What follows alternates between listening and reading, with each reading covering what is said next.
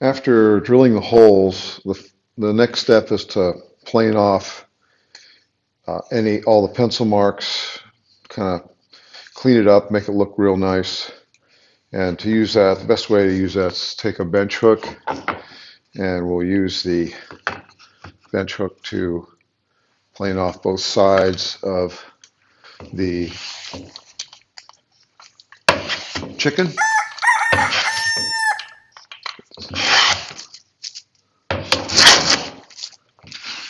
And all we're doing is getting the pencil marks off. Now here it's a little tricky because of the angle, so I'm going to kind of turn it and go straight. Basically kind of skews the plane, but that's got all the pencil marks off of that side. I'll do this side.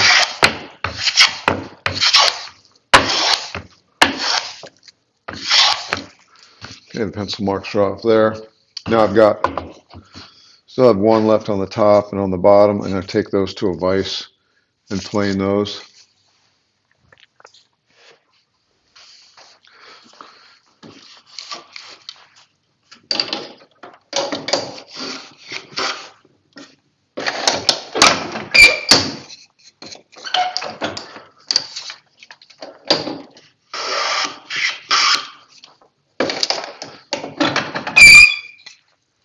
The base is probably the trickiest part to plane to hold it, but I think we can plane this top part pretty easily.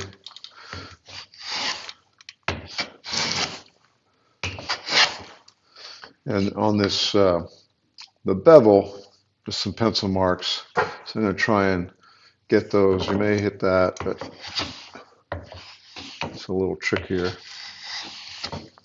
Yeah, the plane's hitting the bench hook, so I've planed off the top, and I got to get down there. So I'm going to turn this around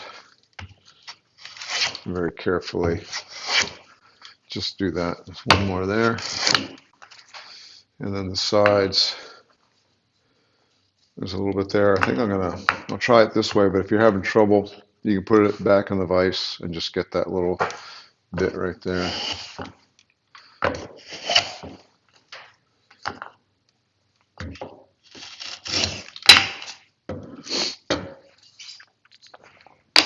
And we're all planed and cleaned up. Now you want to make sure your dowels are exactly even. I measured 3 inches and cut them, and one of them is slightly longer. I don't know if you can see that. This one's about a 1/16 of an inch. The one here is about 1/16 of an inch longer. So I'm just going to take a piece of sandpaper, put it on the table, and just check it until they're exactly even.